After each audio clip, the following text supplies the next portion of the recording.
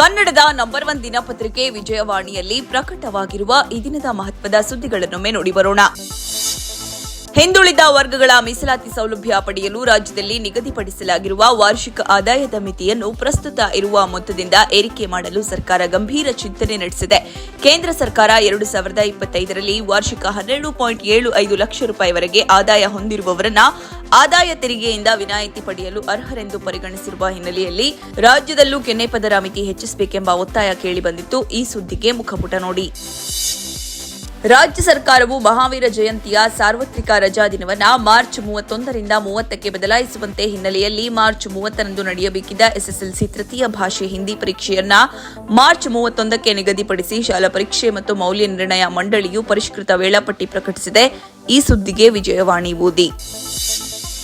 ರಾಜ್ಯದಲ್ಲಿ ಸಾವಿರಾರು ಮಕ್ಕಳ ಜತೆಗೆ ಪಾಲಕರಲ್ಲೂ ಆತಂಕ ಮೂಡಿಸಿರುವ ಶಾಲಾ ಪ್ರವೇಶ ವಯೋಮಿತಿ ಸಂಬಂಧ ರಾಜ್ಯ ಸರ್ಕಾರ ಮಹತ್ವದ ತೀರ್ಮಾನ ತೆಗೆದುಕೊಂಡಿದೆ.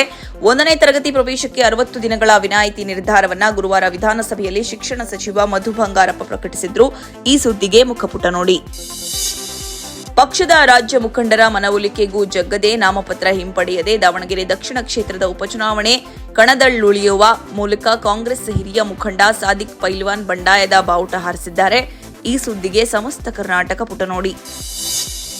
ರಂಗಭೂಮಿ ಎಂಬುದು ವಿಶಿಷ್ಟ ಸಂಸ್ಕೃತಿಯ ಪ್ರತೀಕ. ಆಧುನಿಕ ಕಾಲದ ಪಲ್ಲಟಗಳು. ತಂತ್ರಜ್ಞಾನದ ಅಬ್ಬರದಲ್ಲೂ ವೃತ್ತಿ ರಂಗಭೂಮಿ ಜೀವಂತಿಕೆಯ ಜೊತೆಗೆ ತನ್ನ ಸೊಗಡನ್ನು ಉಳಿಸಿಕೊಂಡಿರುವುದು ಸಾಧಾರಣ ಸಂಗತಿಯಲ್ಲ. ವೃತ್ತಿ ರಂಗಭೂಮಿಯ ಈ ಸಾಧನೆ ಮತ್ತು ಎದುರಿಸುತ್ತಿರುವ ಕೆಲ ಸವಾಲುಗಳ ಕುರಿತಂತೆ ನಾಡಿನ ಖ್ಯಾತ ನಾಟಕ ಕಂಪನಿಗಳು ಮುಖ್ಯಸ್ಥರು ಮತ್ತು ಕಲಾವಿದರು ಮುಕ್ತವಾಗಿ ಅನಿಸಿಕೆ ಹಂಚಿಕೊಂಡಿದ್ದಾರೆ. ವಿಶ್ವ ರಂಗಭೂಮಿ ದಿನದ ಈ ವಿಶೇಷಕ್ಕೆ ಚಿಂತನ ಪುಟ ನೋಡಿ. ಮಾತು, ನಡತೆ, ನಾಯಕತ್ವ, ಸೌಂದರ್ಯ, ಶೀಲಗುಣ, ಸಂಪತ್ತು, ಶೌರ್ಯ, ಭಕ್ತಿ, ಪ್ರೀತಿ, ಬಂಧುತ್ವ, ಧರ್ಮ ಸಂರಕ್ಷಣೆ, ತ್ಯಾಗ, ಕುಟುಂಬ ಪಾಲನೆ, ಪ್ರಜಾಪಾಲನೆ, ಸಾಮ್ರಾಜ್ಯದ ಆಡಳಿತ, ಭೂತದಯೆ, ಶತ್ರು ಸಂಹಾರ ಹೇಗೆ ಇರಬೇಕು ಎಂದು ಲೋಕದ ಜನರಿಗೆ ತನ್ನ ಮೂಲಕವೇ ತೋರಿಸುವುದು ಶ್ರೀರಾಮನವಮಿ ದಿನದ ಈ ವಿಶೇಷಕ್ಕೆ ಲೇಖನ ಚಿಂತನ ಪುಟ ನೋಡಿ.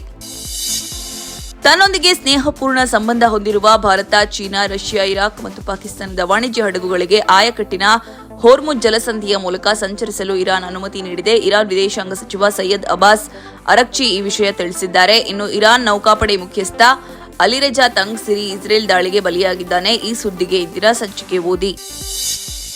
ಇನ್ನು ಪಶ್ಚಿಮ ಏಷ್ಯಾ ಬಿಕ್ಕಟ್ಟಿನ ಹಿನ್ನೆಲೆಯಲ್ಲಿ ಇಂಧನ ಲಭ್ಯತೆ ಹಾಗೂ ಅಗತ್ಯ ವಸ್ತುಗಳ ಪೂರೈಕೆ ಸರಪಳಿ ಪ್ರಮುಖ ವಲಯಗಳಲ್ಲಿ ಸಿದ್ಧತೆ ಕುರಿತು ಪರಿಶೀಲನೆ ನಡೆಸಲು ಪ್ರಧಾನಮಂತ್ರಿ ನರೇಂದ್ರ ಮೋದಿ ಶುಕ್ರವಾರ ಸಂಜೆ ಎಲ್ಲಾ ರಾಜ್ಯಗಳ ಮುಖ್ಯಮಂತ್ರಿಗಳೊಂದಿಗೆ ವಿಡಿಯೋ ಕಾನ್ಫರೆನ್ಸ್ ಮೂಲಕ ಸಂವಾದ ನಡೆಸಲಿದ್ದಾರೆ. ಈ ಸುದ್ದಿಗೆ ದೇಶ ವಿದೇಶ ಪುಟ ನೋಡಿ.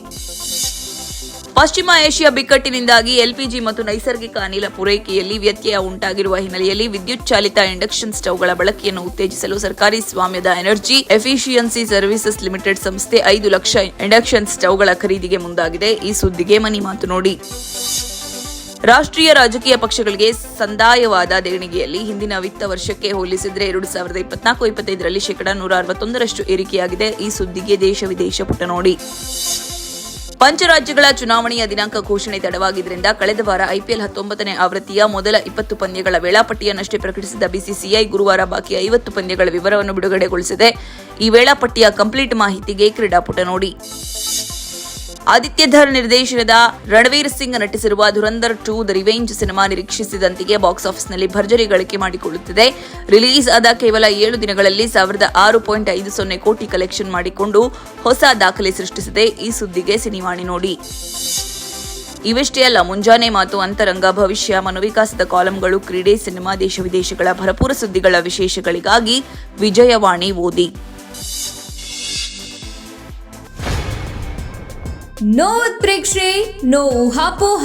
ತಾಜಾ ಸುದ್ದಿ, ನಿಖರ ಮಾಹಿತಿಗೆ ಬ್ರೌಸ್ ಮಾಡಿ ವಿಜಯವಾಣಿ.net. QR ಕೋಡ್ ಸ್ಕ್ಯಾನ್ ಮಾಡಿ ಆಪ್ ಡೌನ್ಲೋಡ್ ಮಾಡಿಕೊಳ್ಳಿ.